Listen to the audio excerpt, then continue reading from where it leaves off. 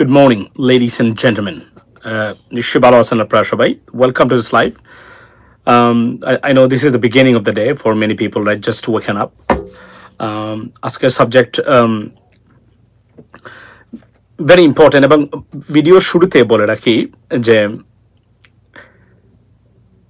1971 সালে স্বাধীনতা যুদ্ধে পাকিস্তানের সাথে আমাদের ডিসপিউট বা যুদ্ধ যেটা হয়েছিল বাংলাদেশে ডেফিনেটলি গণহত্যা চালিয়েছিলেন পাকিস্তানিরা, রাইট? তবে যদিও এটাকে এক্সাজুরেট করা হয়েছে এবং এটার ন্যারেটিভ চেঞ্জ করে দেওয়া হয়েছে। এই যুদ্ধটা আসলে কিসের জন্য তৈরি হয়েছিল মনোযোগ দিয়ে শুনবেন আজকে। ভেরি ইম্পর্টেন্ট যারা যোগ দিলেন, ভেরি ইম্পর্টেন্ট লাইভ ওর তথ্য শেয়ার করতে চাই আপনাদের সাথে গাইস।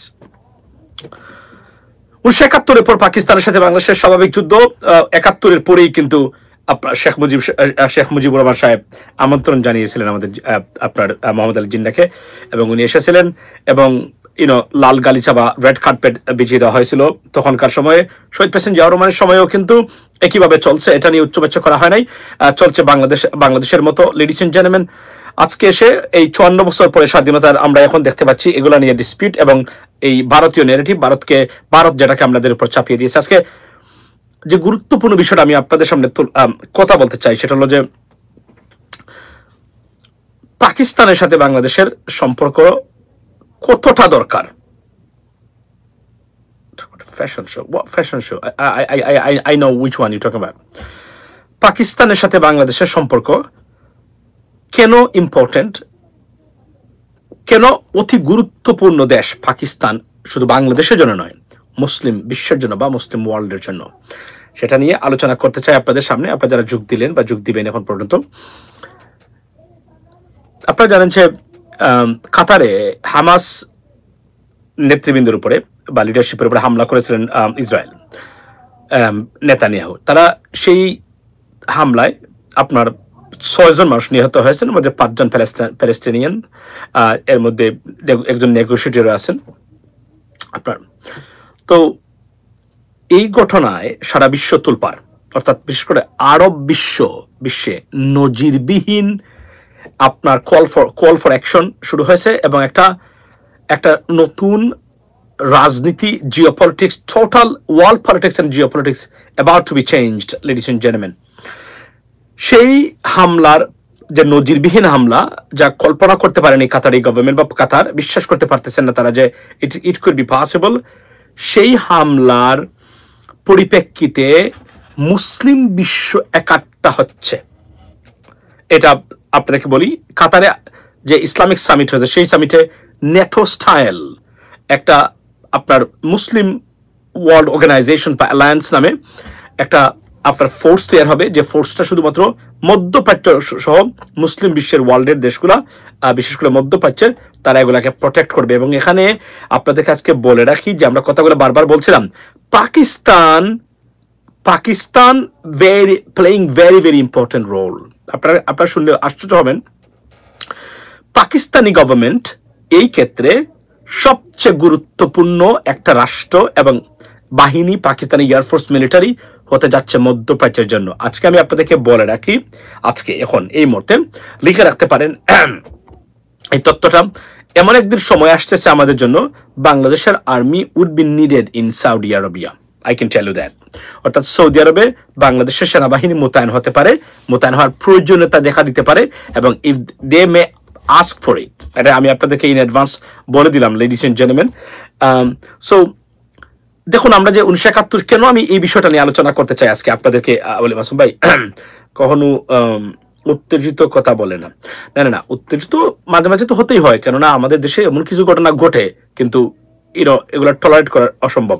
বাট তারপরে আমরা চেষ্টা করি, কারণ উত্তেজনা আসলে সমস্যার সমাধান দিবে যেটা হচ্ছে বক্তব্যগুলা, মানে গুছালো বক্তব্যগুলা বা যেগুলো আমাদের শুনতে পারে। সো আপনাদেরকে আজকে বলি যে পাকিস্তান কতটা ইম্পর্টেন্ট। আজকে দেখেন, আপনারা কি জানেন যে এই সামিটে সবচেয়ে বড় ভূমিকা পাকিস্তান ভূমিকা পালন করবে, কারণ পাকিস্তান হচ্ছে একমাত্র মুসলিম পারমাণবিক আপনার এই অস্ত্র সমৃদ্ধশালী দেশ। চিন্তা করা যায়। এবং এই বারবার এই কথাটাই আমরা বলছিলাম যে আগামীতে যদি যেভাবে হিন্দু ন্যাশনালিজম যে রাইজ হচ্ছে মানে ভারতে যদি এটা চলতে থাকে বাংলাদেশ সবচেয়ে বিপজ্জনক অবস্থা পড়বে এবং বাংলাদেশের ন্যাশনাল সিকিউরিটি এবং ন্যাশনাল সেফটির জন্য এবং দেশের স্বাধীনতা সার্বভৌমত্ব প্রোটেক্টের জন্য বিশ্বাস করেন পাকিস্তানের সহযোগিতা আমাদের লাগবে। তুরস্ক এখানে আছে, তুরস্ক পারমাণবিক মানে অস্ত্র সমৃদ্ধ দেশ নয়, মনে রাখবেন, বা they have a serious biggest military on the others power. Egypt is there as well, বা ইজিপ্ট পারমাণবিক মানে অস্ত্র সমৃদ্ধশালী কোনো দেশ নয়। One of the largest army ইজিপ্টের আছে, রিজার্ভ আছে। সুতরাং ইজিপ্ট, তুরস্ক, টার্কি এখন থেকে টার্কি আগে ছিল টার্কিয়া এবং Pakistan, 3 countries right now.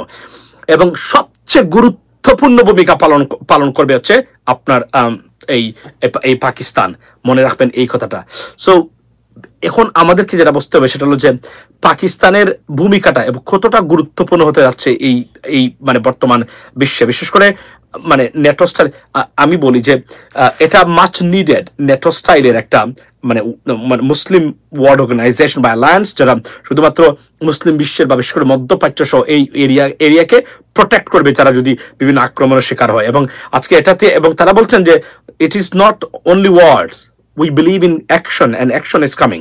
So এটা একটা গুরুত্বপূর্ণ বিষয় এবং আমি মনে করি যে এটা একটা নজিরবিহীন এবং এই ইসরায়েলি অ্যাটাক যেটা কাতারের উপর হলো সেটা নজিরবিহীন, unprecedented, because Qatar is a mediator, একটা মানে এই একটা মধ্যস্থতাকারী দেশ, তার উপর আক্রমণ করা হয়েছে। সো এটা একটা unprecedented move by Israeli government. So এখন এটা সারা মুসলিম বিশ্বকে ঐক্যবদ্ধ করতে যাচ্ছে। এই জন্যই যে যদি ইফ দ্যার ইজ অ্যান আগ্রাসন, ইলিগাল আগ্রাসন, I mean from anywhere, from anyone এবং towards those countries, so that তারা যেন এটাকে ট্যাকল করতে পারেন, এটা চলছে এই আলোচনা। সো লিডস এন্ড জেন্টলম্যান, এটা একটা নজিরবিহীন ঘটনা এবং আজকের Arab and Muslim leaders met in Doha after Israel strikes and Hamas and so এটা হতে যাচ্ছে এবং এটা আমি মনে করি এটা গুরুত্বপূর্ণ এবং এটা নতুন একটা ডাইমেনশন পৃথিবীর জন্য। এখন প্রশ্ন হলো ভারত কোন দিকে যাবে। আমি আপনাদেরকে বলে রাখতে পারি আজকে ভারত কখনোই মুসলিম বিশ্বের সাথে থাকবে না ঘুরে ফিরে, এবং ভারতের জন্য এখানে যদি এটা সত্যিকার অর্থে গঠিত হয় এবং বিশাল বড় অ্যালায়েন্স হয় তাহলে ভারত ওনাদের সাথে থাকবে না, এ বিষয়ে মুসলিম বিশ্বের সাথে থাকবে না ভারত অন্যদিকেই হাঁটবে। এ বিষয়ে আমি আপনাদেরকে লিখিত দিতে পারি, এখন বলে রাখতেছি, take my word, they will not be with them if those leaderships ask for anything else. এটা হচ্ছে বাস্তবতা, কারণ দে আর অপরচুনিটিস, তারা যখন সুযোগ দেখবে তাদের নিজেদের মানে স্বার্থ তারা মানে নিয়ে নেবে যে কোন ভাবে হোক না কেন, এবং এটা হচ্ছে সবচেয়ে বড় বাস্তবতা। তবে আমার এই মানে লেট নাইটের এই বক্তব্যটা একটু ছিল যে আজকে মানে এই যে ওয়ার্ল্ড সামিট হলো যেটাতে নেটো স্টাইলের একটা মানে আপনার মানে এই অ্যালায়েন্স আসতেছে মুসলিম বিশ্বে, বিশেষ করে মধ্যপ্রাচ্য বিষয়ক বা অন্যান্য যারা এই এরিয়ারে, এটা একটা নজিরবিহীন করে এবং এই একটা স্ট্রাইকে এবং এটা যদি তারা না করেন ভবিষ্যতে মানে আমাদের একটা দেশ মুসলিম বিশ্বের যারা আছেন তারা জ্বলে পড়বেন। এই বিষয়ে আপনার খুবই দেশপ্রেমিক ভাই, ভারতীয়রা খুবই দেশপ্রেমিক বলা, আই ডোন্ট নো। সো আপনার তাদের জন্য তারা ভালো, এটা এই বিষয়ে কোনো সন্দেহ নাই, থাকা তো উচিত, তাদের দেশ ভালো থাকা উচিত। সো আচ্ছা, সো এখন এই যে আমাদের দেশে প্রতিদিন রাজাকার পাকিস্তান বলা হয়, তারা কি জানে যে প্রতিদিন আমাদের যে কোন সময় পাকিস্তানের সহযোগিতা আমাদের লাগবে? তারা কি জানে যে পাকিস্তানের সাথে বাংলাদেশের অস্তিত্ব রক্ষায় Pakistan could be a pivotal force? এই যে এখনো 71 এবং 72 নিয়ে ব্যবসা করা, দেশটাকে বিচ্ছিন্ন করে রাখা, বিপজ্জনক অবস্থার মধ্যে বাংলাদেশকে ফেলে দেওয়া, এই সোশ্যাল মিডিয়া অ্যাক্টিভিস্ট থেকে শুরু করে রাজনীতিবিদ যারা আছেন, এরা আপনাদের বন্ধু নয়, এরা আপনাদের শত্রু। আমি আপনাদেরকে কিছু বলতে পারি, এই বিষয়ে কোনো সন্দেহ নাই, এরা আপনাদের শত্রু, কারণ এরা না বুঝে রাজনীতি করতেছেন এবং এটা জানতেছেন। আজকে দেখেন কাতার কিভাবে পাকিস্তানকে সম্মান জানিয়েছে, কাতার, সাউদি থেকে শুরু করে প্রত্যেকটা দেশ তারা আপনার পাকিস্তান, কারণ পাকিস্তান হচ্ছে একমাত্র পারমাণবিক অস্ত্রধারী দেশ, মনে রাখবেন, এখানে একমাত্র নিউক্লিয়ার আপনার বম যাদের আছে, অ্যাটম বম যাদের আছে, অ্যাটমিক পাওয়ার, তারাই হচ্ছে পাকিস্তান, এবং তারা এখানে গুরুত্বপূর্ণ আপনার ভূমিকা পালন করবে, কোনো সন্দেহ নাই। এবং আজকে পাকিস্তানের ফরেন মিনিস্টার যিনি ইশাক দার, উনি এসে বাংলাদেশে, তার বক্তব্যটা আমি শুনছিলাম, আনপ্রেসিডেন্টের বক্তব্য দিয়েছেন উনি। So this is German. সবচেয়ে ইম্পর্টেন্ট জিনিস হলো যে এই যে সামিট হলো, এটা যদি সত্যিকার অর্থেই যদি মানে বাস্তবে পরিণত হয়, এটা একটা নতুন ডাইমেনশন এবং ইট ইজ মাচ নিডেড। সৌদির মানে প্রিন্স এই বিষয়ে গুরুত্ব ভূমিকা পালন করতেছেন তারা, এবং কি অ্যাকশনে যাবেন তারা, তাদের এই মানে আপনার রিটেল